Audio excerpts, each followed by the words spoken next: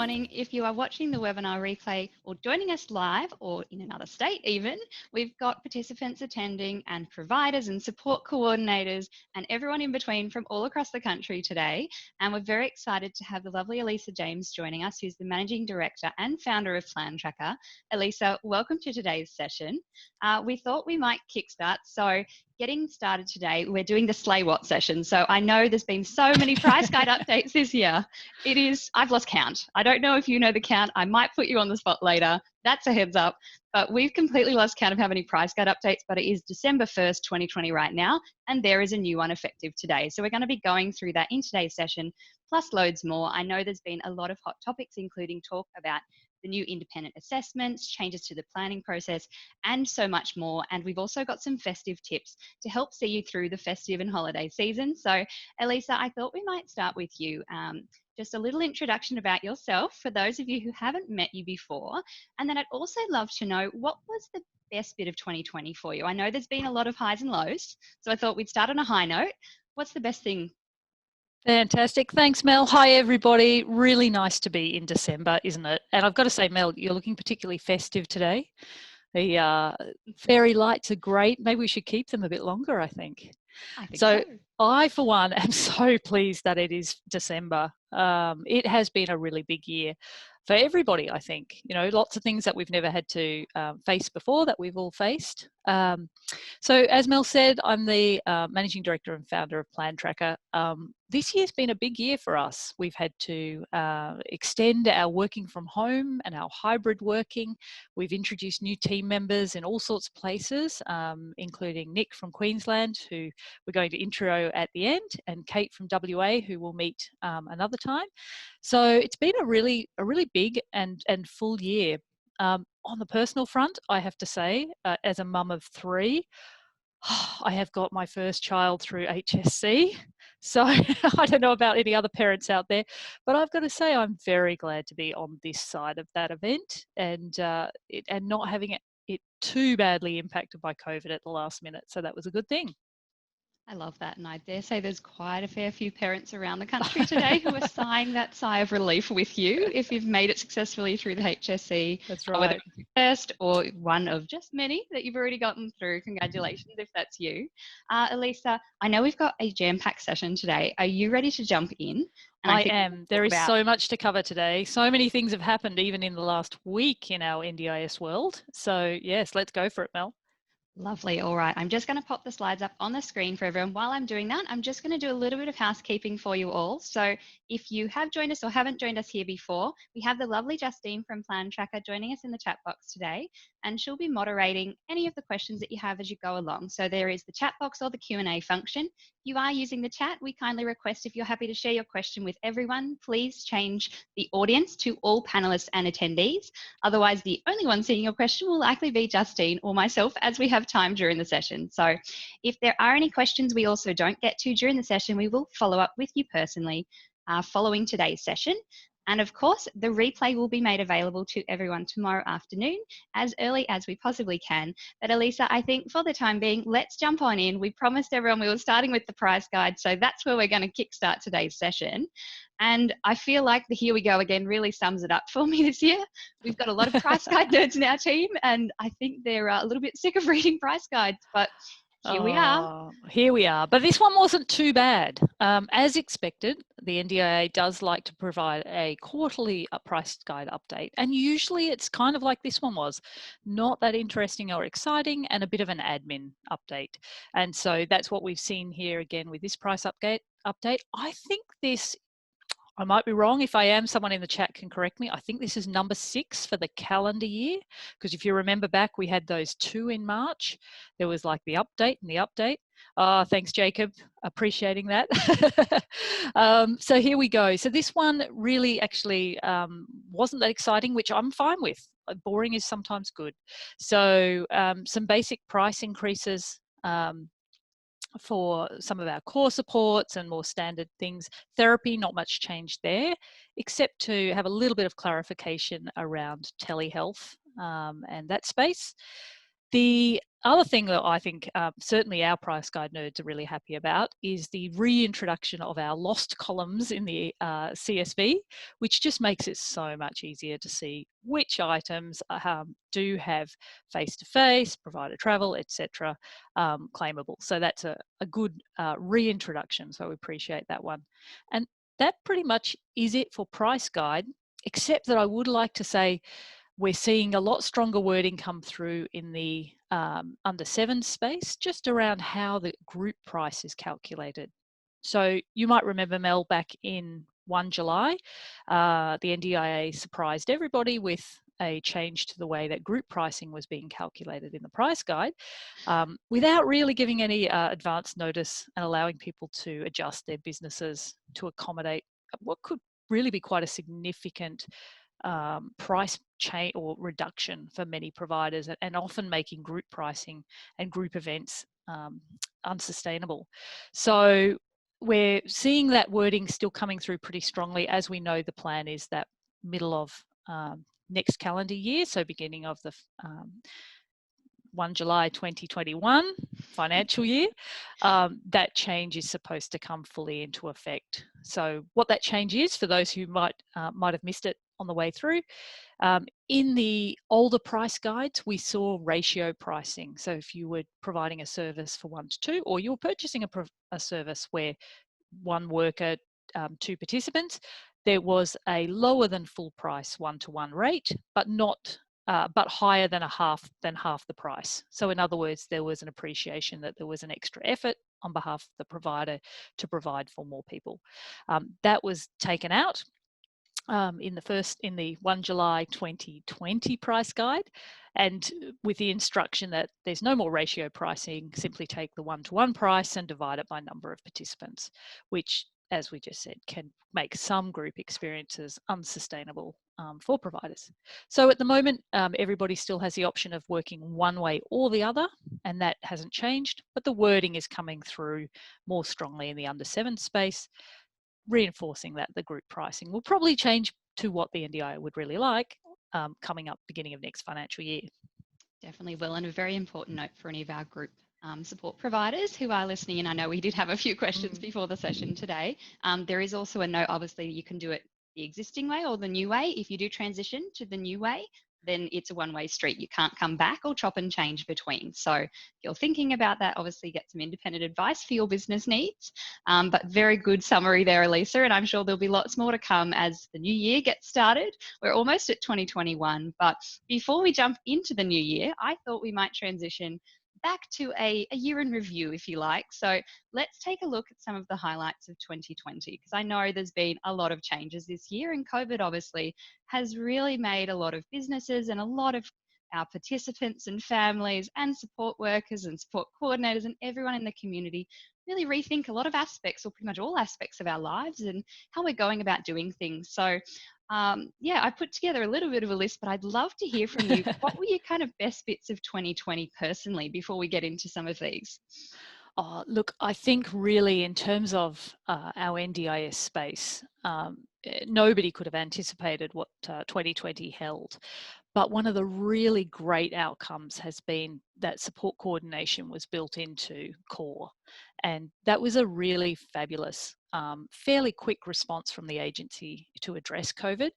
As we all know, it was a mixed bag in terms of how that COVID response happened. But in this particular instance, putting support coordination into core so that those who were trying to, needing some extra assistance and wanting to engage some help to find alternative supports as things changed, or be able to extend what they were already working on with their support coordinator, had that opportunity. And of course, with much lobbying through many people, including the team at our peak body, Disability Intermediaries Australia, or DIA, managing to keep that in as a permanent change has been fantastic. So I think if you had to look at good key practical things that really help create that independence and that opportunity for just help to navigate the scheme at an even greater level, that for me is the big one. Fantastic. And I know there was a little bit of an internal celebration in the Plan Tracker team when we heard that was being extended and not ending for the support coordination funding under core. So definitely a big win for the community there. And as I think it's important to say, you know, we don't actually offer support coordination, but as plan managers, we work so closely with support coordinators across the country, and just the work that support coordination does and the value that that people who are offering support coordination can bring is huge. So we're really, really excited about that space. While we're on that note, we've got a couple of questions coming in about support coordination. So Caroline would just like to confirm, as she didn't realise that the core support funding for support coordination was a permanent ongoing thing and thought it ended at the end of Feb 2021. Is that a thing or not? No, from all the indications we've had, it's a permanent fixture. The other thing, of course, is that this is a good opportunity to talk about budget flexibility. So this is something that we are hugely passionate on. You know, it's great frustration to participants and people within the scheme generally to say, I've got all this money over here in therapy, but my day-to-day needs have changed and actually I need it over here. And trying to navigate how you can do that in a really easy and straightforward way in the scheme has been pretty tricky. So we heard Minister Robert back in January, I think it was, Mel, this year, really early in the year, put it out there that increased budget flexibility was definitely a goal of the scheme. And as we know, we're going to talk a little bit about the Tune review in a moment, so I won't jump my gun, but that budget flexibility has been roadmapped and talked about, and we're starting to move much closer to that. So that's another good thing, even though we're not quite there yet. Fantastic. And we've got one more question on the support coordination front. If I don't have it funded in my plan, so I don't have that separate budget for support coordination, but I do have core funding available, am I able to access a support coordinator using my core? The simple answer is yes, you are. The NDIA likes to put out something. What we've found, especially over COVID, is that you'll get an indication of how something's going to work, and then you'll see a next price guide update that'll then just put in an extra line of, but you need to take these 3 steps first. And in that case, that's what we saw with support coordination. So there was a strong suggestion, shall I say, in the price guide that you should check in with your LAC first to see if they're able to support you, and if they're not, that you could then use your core. Lovely. Thank you for the clarity on that. With this in mind too, another COVID change we saw, which I have to say definitely for the Plan Tracker team was the most popular question I think we've been asked in existence, which was, can I buy an iPad or a tablet with my funding? So we had this asked throughout all of COVID. I know it's been extended. Elisa, do you want to just run us through how exactly that's working at the moment? Oh, Mel, you know what we should do? We should get a t-shirt made with that question on it and a picture of an iPad for Michelle on our team, who headed up the devices area, and I think has heard that question I don't even know how many thousand times. Can we make that happen? Christmas sorted. We've got to find her a shirt. But yes, so telehealth has been a great thing for some people. Other people find it a little bit harder to engage with. Having an iPad, having technology that actually lets you engage with telehealth or teletherapy has been really important. And the agency moved really fast on this. They got their announcements out early at the start of COVID that yes, you can buy a device. What we then saw is a little bit like the support coordination example. They then did 3 clarifications of how that has to work in practice and made it a little bit tighter and a few hoops to jump through. But basically, it's still in place, which is good. And there's a recognition that certainly we're still battling through with COVID and learning to live with COVID at this point, that's still a need for people. So those rules and processes haven't changed. One of the key things for that, without going into too much detail, is that you do need to provide, it needs to be under $750 per device. It has to be because you don't already have a device or an alternative to use. We also have a great template letter that you can give to your therapist to complete, which you need to have to show that it's a therapy recommended device. Oh, great. You guys are all over it for chat. I'm not reading the chat, by the way. It's just popping up in front of me. I know I'm banned from reading the chat because I get distracted. But that so those things are still all in place, which is good.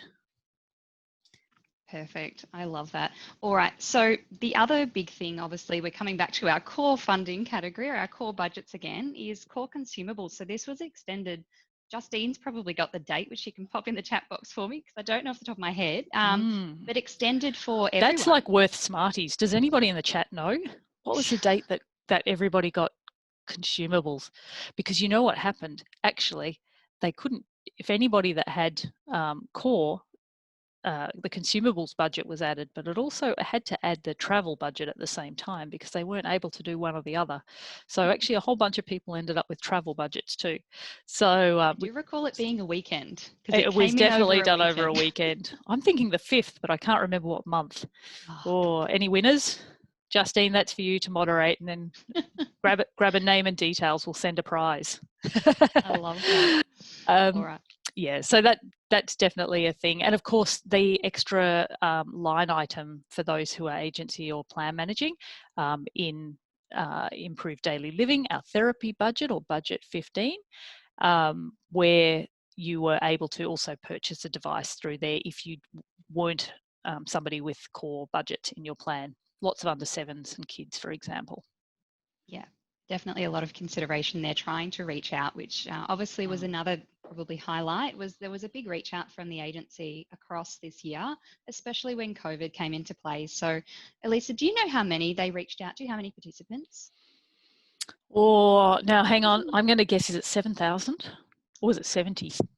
I think you missed a zero. That was definitely the second one, according to the 70. Justine's notes. Justine here. will know. Justine, we need to get Justine on the webinar one day. Let's all vote for Justine, because she honestly is like price guide guru for like phenomenon. Oh, she says no in the chat box. I love that. Yeah, that's all good. All right. So I know we're going to talk about these in a little bit, but the other two things I wanted to touch on, obviously we saw the support coordination discussion paper released this year, but we also have the new plan management guidelines. Now, there's been some confusion in the community as to whether this is a policy or a guideline. Do you want to clear that one up for us? Sure can.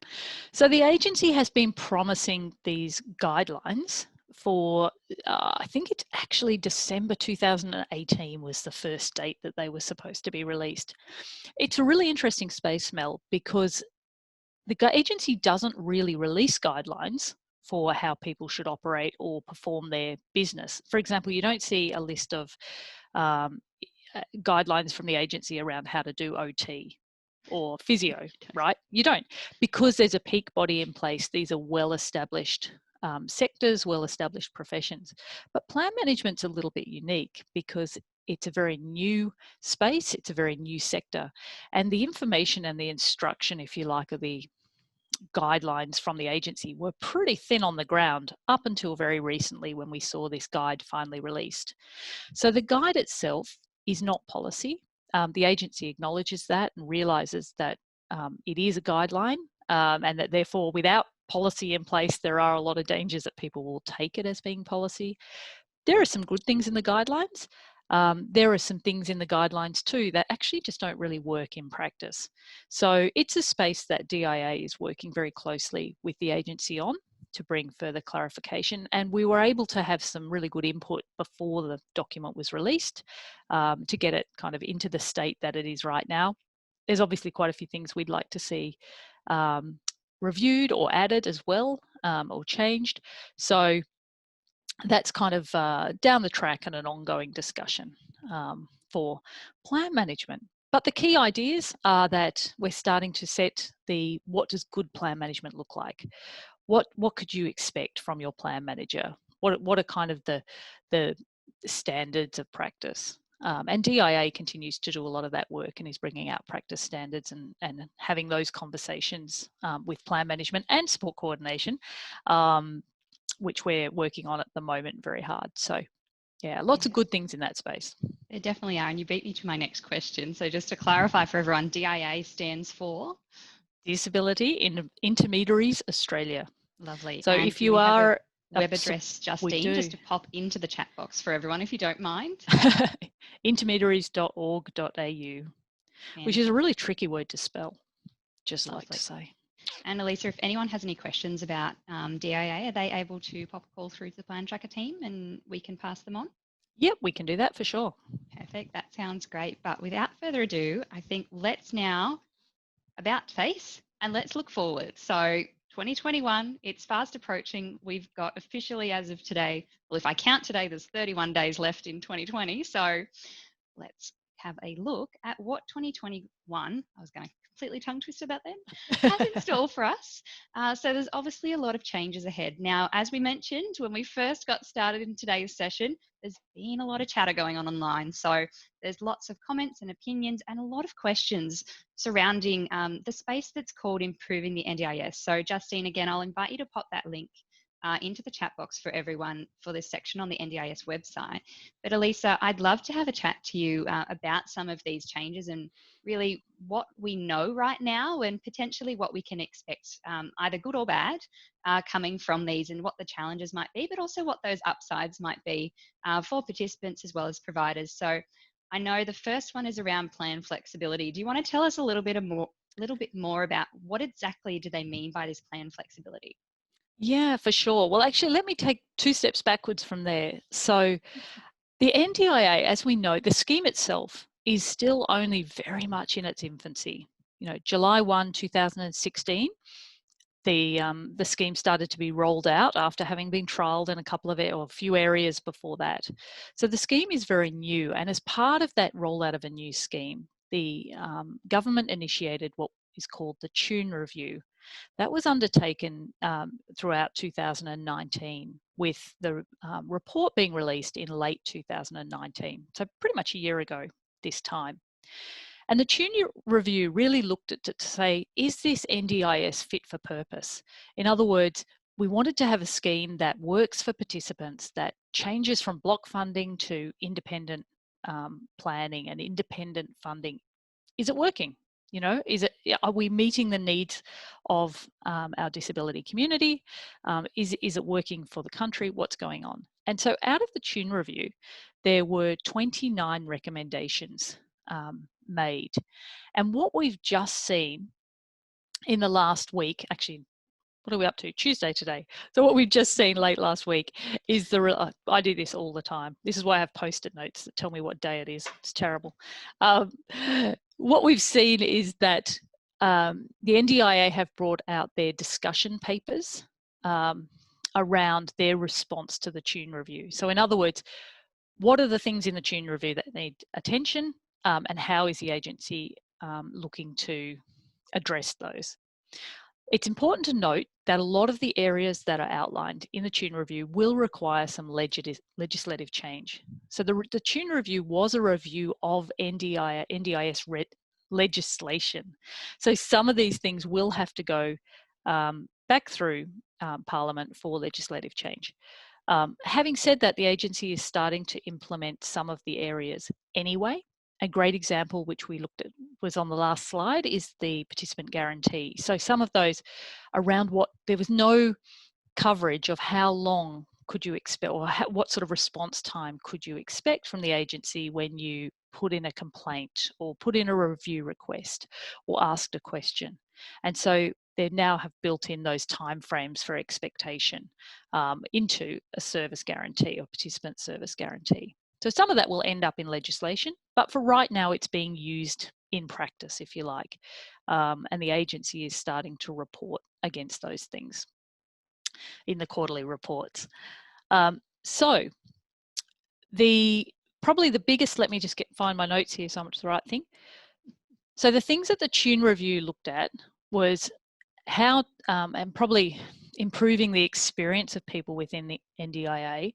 Probably the key ones were providing more flexibility for funding. So we talked a little bit about that before. If you've got funding over here, but you really need it over there, we'll unpack that in a moment.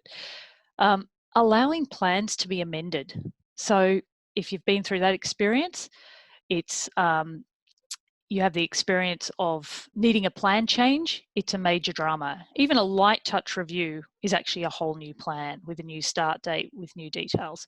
So being able to amend a plan midstream rather than have to go through a complete review process or even a light touch review. participants being able to see drafts of your plan before it actually becomes, here it is, and it started yesterday. So, which would seem to be just a basic common courtesy, you would think, but it didn't happen in the original rollout. So there is some pretty big changes there. And looking at better ways to support children and family, and also looking at the area of psychosocial disability and making easier pathways for people to access the scheme and supports in that circumstance. So the NDIA released 3 consultation papers, and you can find those on the NDIA's website if you'd like to have a read. They have a summary page, which is quite a quick, easy way to read through, and then they have their own consultation papers. Again, consultation's a good word here. They're not fixed. It's a space where, as a community, whether you sit on the provider side, or whether you're a participant, or whether you cover both, like I do, with family member, you can have your say. So it is a time that we get to help shape what happens in terms of the NDIA. And a quick note for everyone just on this front. I know Justine's popping lots of links in the chat box for you. We will, of course, include these links on the replay page for the webinar tomorrow. So if you're listening to us right now and going through and going, I just can't keep up with all these links, or you're watching the replay, just scroll down on the replay page and you'll see all of those links below, including links to all of these discussion papers that we're referencing, where you can go and have your say about these. But Elisa, I think I'd love to hear a little bit more about the plan flexibility, and thank you so much for taking that step back and really giving us that foundation.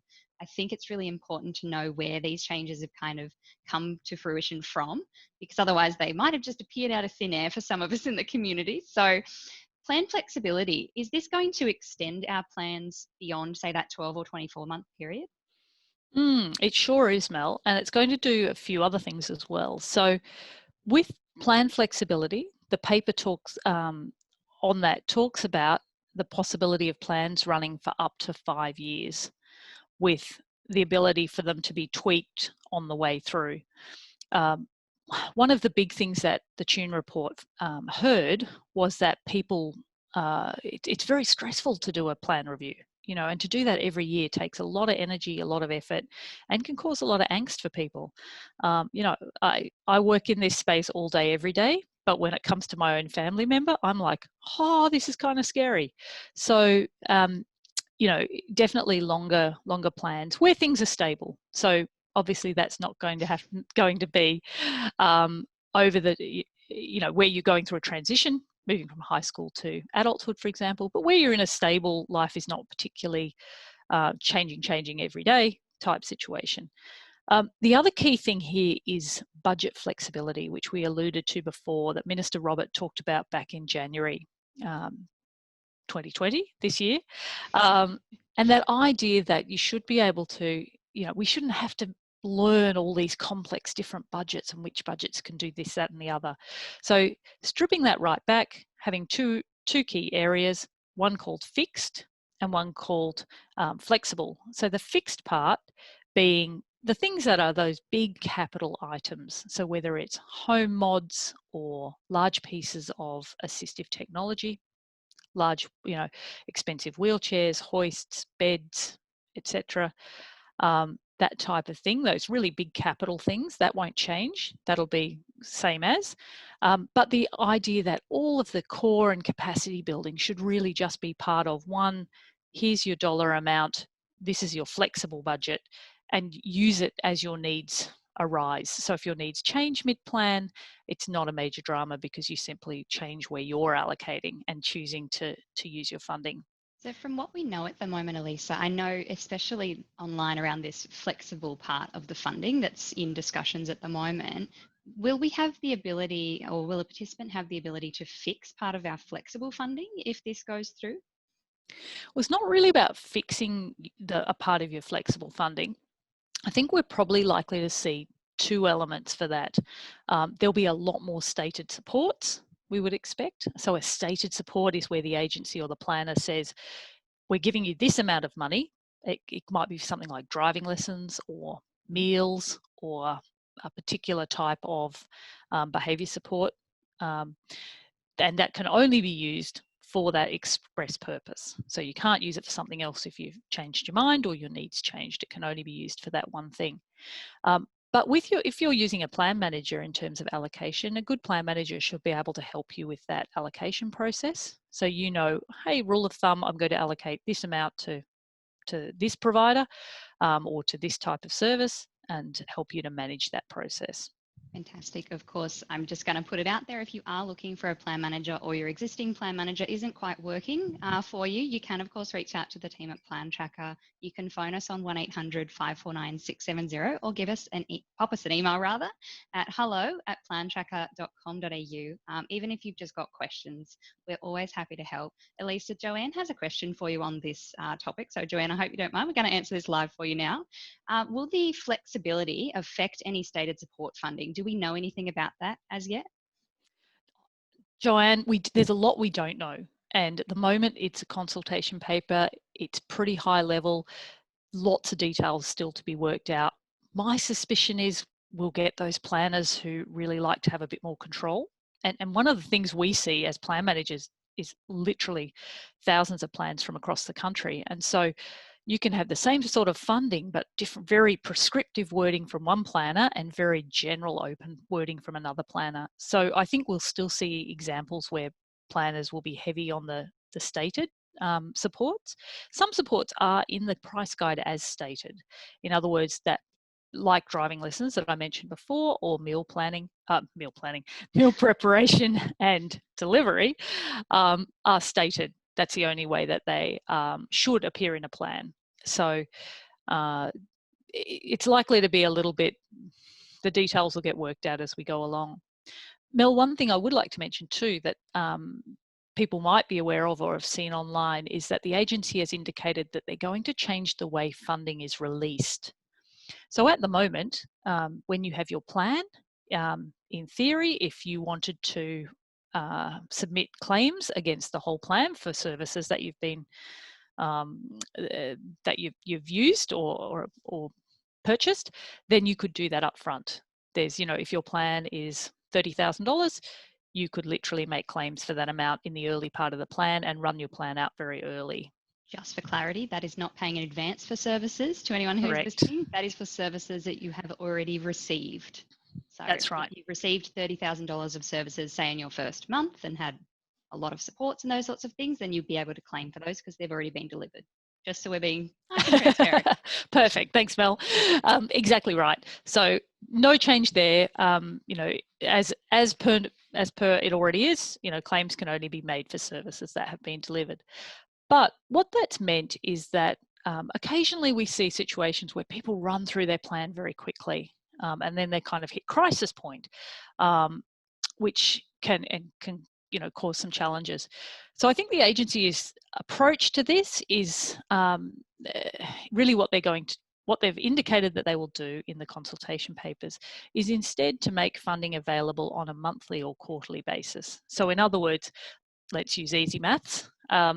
If you have a plan for $120,000 of flexible supports, then at the beginning of each month, you would expect to see $10,000 available, month 2, $20,000 available, month 3, $30,000 available to draw down from when you're making your claims or having your plan manager make your claims. Again, lots of detail that isn't there. This is very much headlines in this consultation paper. What does that mean from a plan management point of view? What does that mean from participants? I think probably the most important thing is if you are going to have a crisis, it's best to plan to have a crisis in the second half of your plan. Said very tongue-in-cheek, of course, because that's a little hard to do. But it'll be interesting to see how that detail works out. It definitely will. All right, are you ready for the next hot topic? Because this one has everyone talking, and there's been a few questions in the chat box around whether this was or wasn't the recommendation from the Tune review. Independent assessments, or IAs as you might see them called in an acronym online if you're reading in any of the Facebook communities. Mm-hmm. What exactly is an independent assessment? So an independent assessment, I can see Ricky's on the chat, but it only just popped up quickly. Hi, Ricky. Good to see you. Independent assessments, my understanding is they were definitely in the Tune review, and my rereading of that over the last week indicates that they're there. The idea of an independent assessment is that rather than having to go out and get your own assessments done and then bring them back to the agency, which I don't know what other people's experience is like, but we've heard a lot of people say that a lot of their therapy assessments and reports are pretty much ignored by the agency, which is quite a sad thing. Instead of having to do that, a person will be able to go, will not be able to, will be required to go and have an independent assessment done by an appropriate allied health provider. So obviously that covers our range of allied health providers that would be offering those assessments. The people and the companies offering them has gone out to tender. As yet, I believe there's no, we haven't seen announcements as to who has won those tenders. From an accessing the scheme point of view, one of the challenges with people coming onto the scheme has been that you have to come to the scheme and to apply for access with a whole body of evidence. And often, if you haven't got enough evidence or there hasn't been therapy happening in order to create that evidence, then you get knocked back and told you need to go back and get more evidence. And that's often at the individual's cost. And so that's been seen as quite, in the Tune review, that was seen as quite a barrier to entering the scheme. So for people coming onto the scheme, the idea that you can have an independent, an independent assessment is required means that you won't have to go and get your body of evidence elsewhere. For people on the scheme, the document talks about that independent assessments will be used primarily as a replacement for the way that planning has been done in the past. So it's actually going to significantly impact the way that the current planning process works and turn that around. I'll talk about that a little bit more in just a moment. They'll be mandatory. They'll be required for each new plan or for a review of circumstances. I have to say, on a personal note, I find it slightly terrifying because I know in my personal situation, I'm like, how that's going to work successfully and understand the complexity of that. I don't think you're alone there. We've got quite our a situation at the moment. That yeah. There's a lot of, it's that fear and apprehension as to what this will look like and will I be understood and seen and heard as part of these assessments. And these are very real fears. You know, sometimes what happens with, well, not sometimes, what happens when you work with a team of therapists is that you build up a picture. You know, not everything is tick a box on a page. And over time, there's greater understanding. Over time, there's greater learning. As therapists work together with a participant and with family, it gives a lot of, you know, that bigger picture kind of approach. And there's definitely a very genuine concern that some of that will be lost. I think from memory, when I was reading too, there was a thing that said, you know, you won't be required or don't bring any other assessments or reports to the assessment. So again, that's like, you know. So look, I think it's a space that there'll be a lot of conversation, and it's important to remember it's not law yet. It's not legislation. There's conversation to be had. It definitely is. At this point, Justine, I'll just invite you to relink everyone to the Have Your Say section on the NDIS website. So if you are interested in giving your feedback and your perspectives to the agency, you can do so at this link. We will, of course, include that down below if you're watching the replay as well. Elisa, I'd love to, just in the interest of time here, take some headlines out of this. So independent assessments, there's a few big questions coming from online, including how long are they going to take roughly? According to the indication, and again, we're just working off the information provided by the agency here, around about 3 hours. Okay, that's quite a big chunk, but also if you look at it compared to not having all those independent from your own therapy providers and those sorts, it's actually quite condensed by comparison. Exactly. So yeah. I know there's been definitely two sides online in that conversation as to whether it's too long or too short. Everyone has their own individual circumstances. Exactly. Everybody's situation is so different. So for some it will be and for some it won't be. It is important to note that it looks like from the indications in the material that you won't necessarily be given a copy straight away of that, but that you can request a copy of your independent assessment if you want it. Also, if you want to appeal, if you're not happy with the assessment or the finding, you can appeal a decision made by the NDIA, but not appeal the actual independent assessments itself. Really interesting they're getting in very early on that comment. We've definitely had that question already in the chat, so thank you for answering that one for everyone else as well. I think that'll be one that'll be debated quite heavily over the coming months. And again, you know, a lot of the great things we have in the scheme now are because of rigorous conversation, lobbying, encouraging, you know, so that we do end up with a scheme that works and is sustainable but works for everybody, each individual. All right, now a few more questions before we move on. Under 7 years, so our ECEI or Early Childhood Early Intervention, do the independent assessments apply to this age group? At the moment, the wording is still under consideration. So there's not a clear indicator exactly how that space is going to work or if they will use independent assessments at this point. Fantastic. All right, next question, and I'm just going to fire them at you because I've got heaps. Can I request as a participant a copy of my independent assessment when it's completed? According to the paperwork from the NDIA, yes, you can. Whether it's automatically going to be presented to you or not, that doesn't sound as clear. I think you are going to have to request it. All right, and how often do I have to have them if they go ahead? So again, according to the consultation paper, a minimum of every 5 years, but at any key point. So at any point where you're requesting a review, an independent assessment would be required, and at the start of any plan. So you obviously, you know, depending on your circumstances, if you're not having a plan that runs for 5 years, then any of those milestones. Definitely. Alrighty. Well, Elisa, thank you so much for all of the on-the-spot questions there. I know that there's a lot more questions coming through, and what we might do is pop some posts up over the coming weeks on social. If you would like to start that conversation, we're happy to continue it with you. There is, of course, a lot of information around these. Justine's already popped it in the chat box. That information will be down below, the links to view this on the NDIS website, as well as those links to have your say. As we have said, it's in consultation at the moment, so it's really open to feedback. If you'd like to participate in that, you're more than welcome to.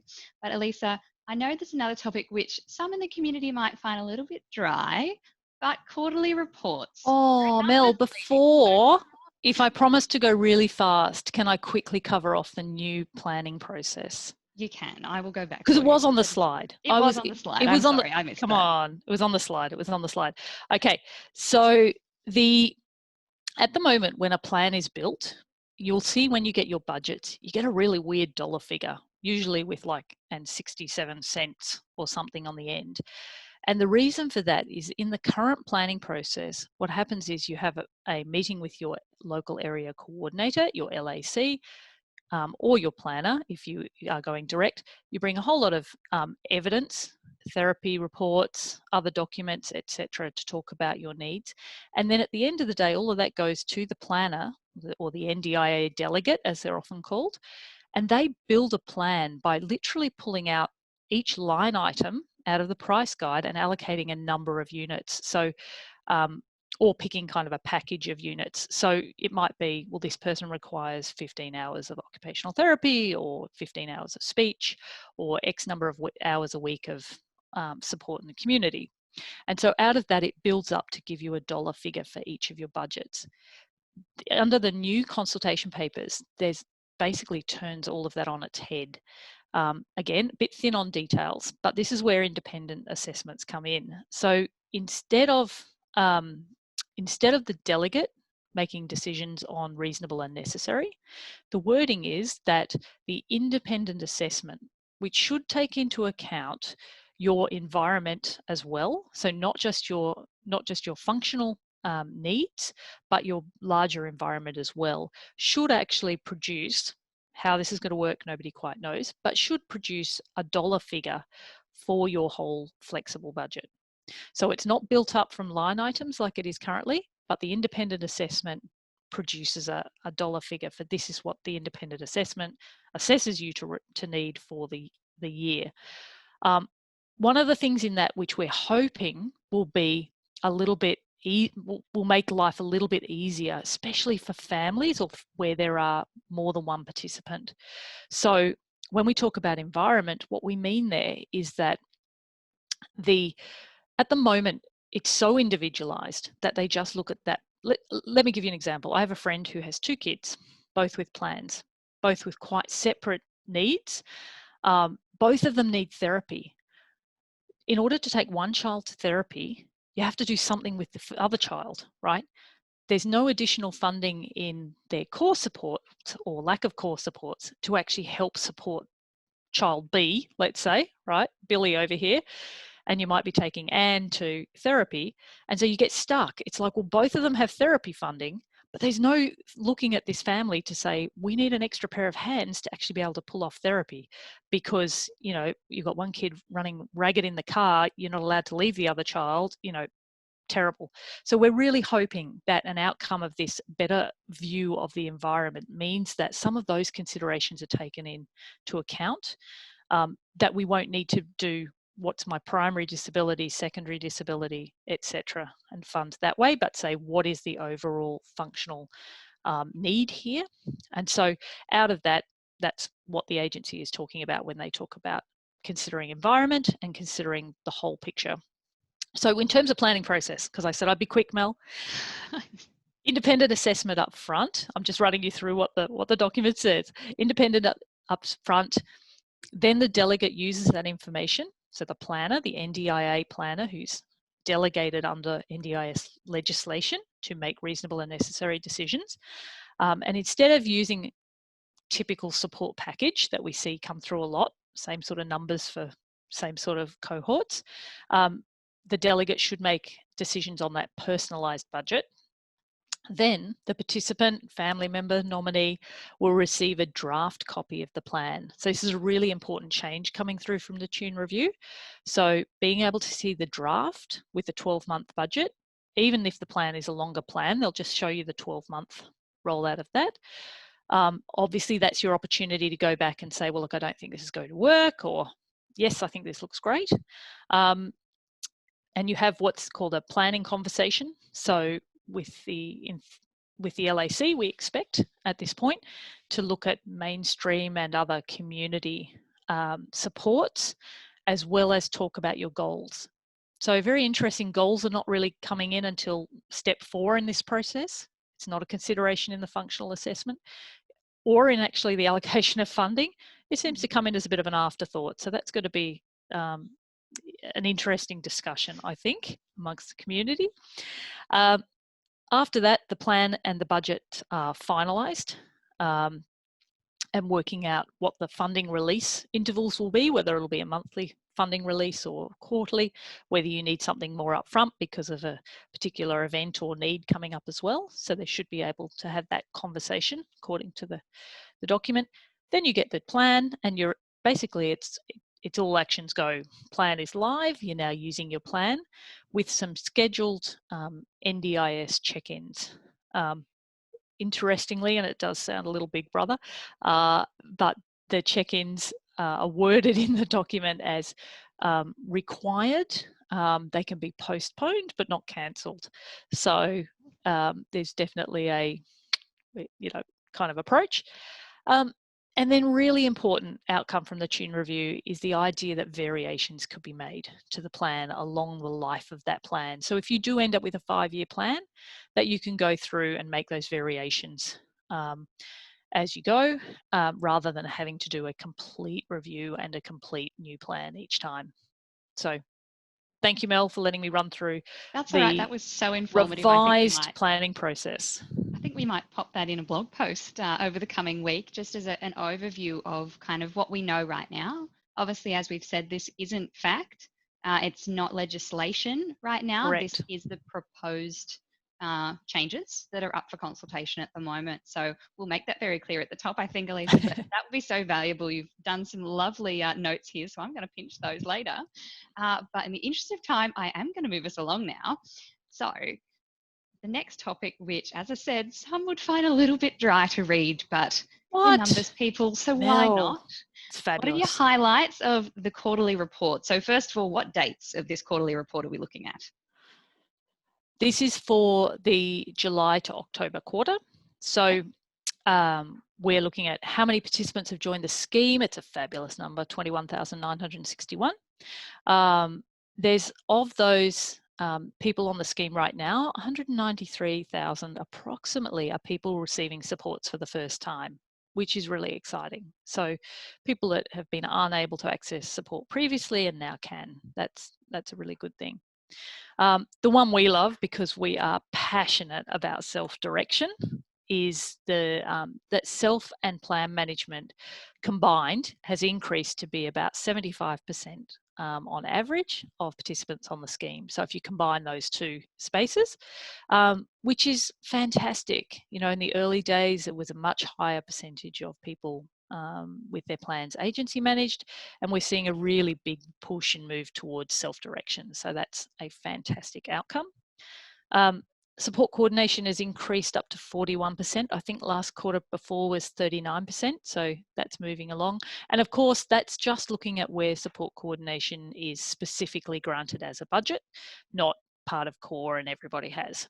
So we'd really like to see that a lot higher. We'd like to see the concept that actually anybody at any point should be able to access support coordination, which you can through core now, because sometimes using a support coordinator, even for a small amount early in the plan, actually makes a really big difference to how well somebody can actually use their plan and understand their plan. So can I slot in a very quick question there that I've held on to for Sharon for a little bit here until we got back to this conversation? Sure.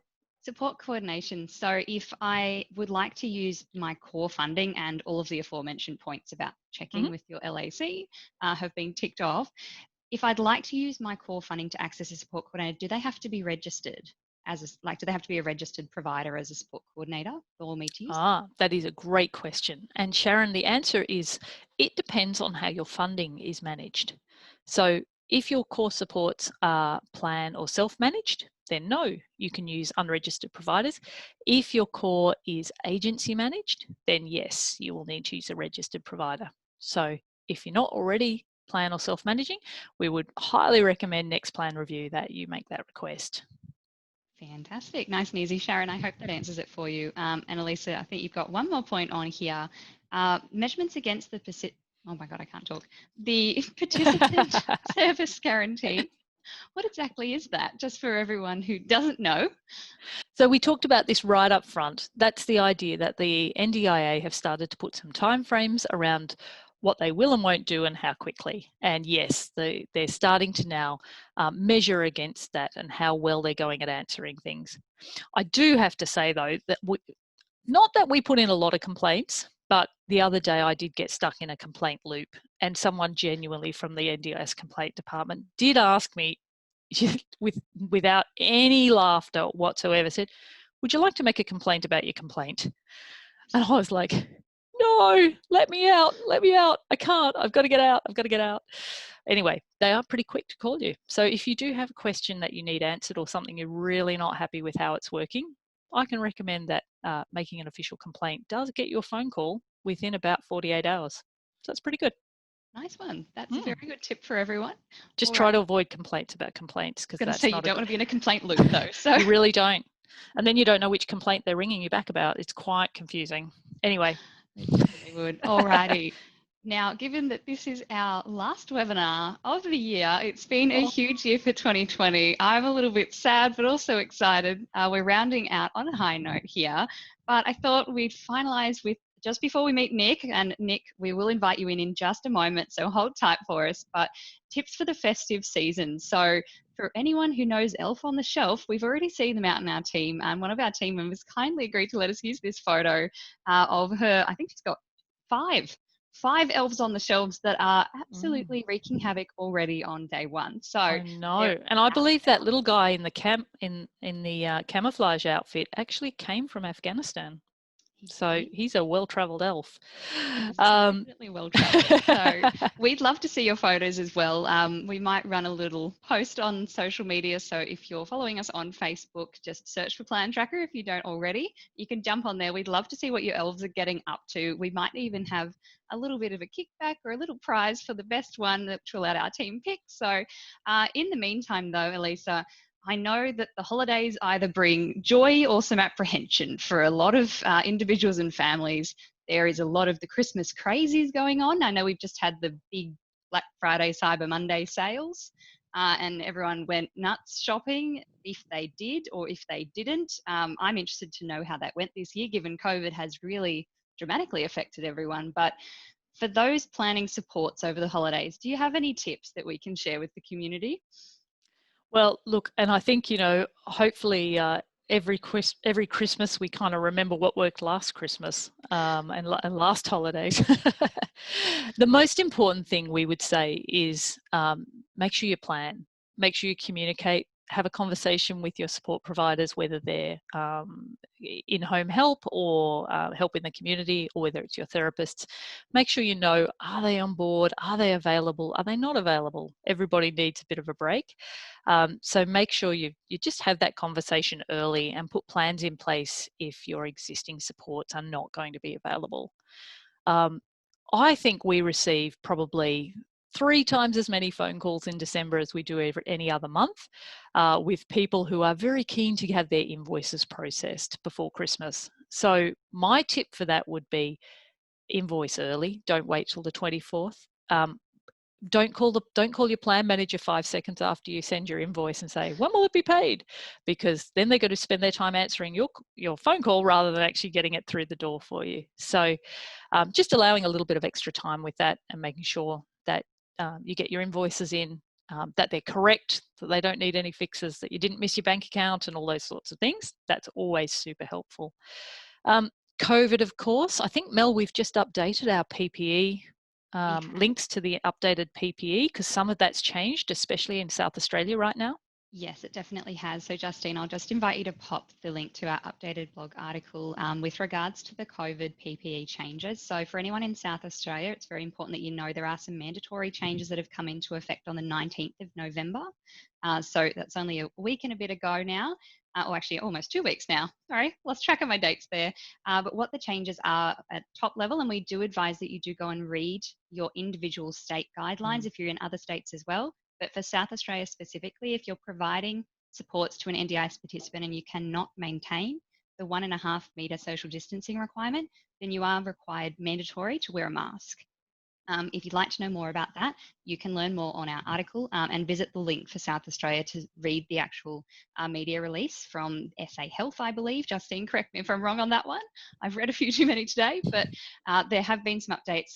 But as always, just checking those and making sure. I do believe Victoria and New South Wales provisions for PPE are extended through Feb 2021, and Queensland has now ended. So that is an update on PPE at a very top level. Head across and check out that article. If you're watching the replay, the link will be down below for you as well. Elisa, there's a last little reminder here. I know relaxation. This is actually a reminder for me because I was about to say. Seriously, I get to holidays and I go, I don't have to think about anything. I can relax. And so I do all the things that don't work in my house. I forget to write the run sheet on the board. I forget to make sure we don't change the plan halfway through the day. And I often forget to feed people, which means with 3 teenagers that everybody gets a little hangry. So yes, that's actually there right there for me. But if they help you, you are more than welcome. So I love that. All right. So as we did mention, we are going to introduce Nick in just a moment. Just a quick round out. Again, if you're looking for a plan manager or you are self-managing and looking for a fantastic self-management app, head across to the Plan Tracker website. It's plantracker.com.au, or you can give our friendly team a call on 1-800-549-670 or email hello@plantracker.com.au. I'm very impressed I didn't tongue twister that. But Nick, can I invite you to pop your camera and microphone on, and we're going to say a quick hello. So Nick is joining us from Queensland here today. I'm just going to stop that sharing. There we go. All right, Nick, would you like to introduce yourself? Absolutely. I'm really excited about this, Mel. Very excited to be part of the Plan Tracker team. I'm on my 5th week and absolutely loving it. Can I just say I'm really excited to see so many familiar names in this attendee list. So thank you to those who have been receiving invites even up until late last night for jumping on and joining us. It's really exciting, and hopefully get around to catching up with you before people start taking leave and into the new year. Fantastic. And Nick, if anyone in the Queensland community is looking to get in touch with you, how can they reach you? Absolutely. So via email, certainly contact number as well, but by email at nicole.morgan@plantracker.com.au. Just reach out, but and hopefully those on here that I can see, I'll be reaching out to you all for a bit of follow-up anyway. Fantastic. All right. Well, thank you so much. And for everyone either joining us live or watching the replay, if you'd love to meet some more of the Plan Tracker team, please let us know. We're thinking, Elisa and I are thinking about introducing a new team member as we go along in each of these sessions, so that you get to know more of the friendly faces that you'll see out and about in your community. So if you see us out and about, please come up and say hello. You're more than welcome. We'd love to have a chat. Of course, you can always reach us online on our website. Pop us an email, as we said, or give us a call on 1-800-549-670. But Elisa, I think that rounds us out. We're spot on time. I promised I would keep us there. Well done. I hate running over time. That's great. We stick with 4 of that. All right. So, Elisa, did you want to leave the community with anything, not only for this session, but for 2020? 2020, it's been a year. I don't know about you guys, but I am really looking forward to 2021. That's going to be it's going to be good to start again, isn't it? So I'm looking forward to that. Hey, we are running a light crew for the Christmas New Year break. So if you do need to get through to us, just allow a little bit more time.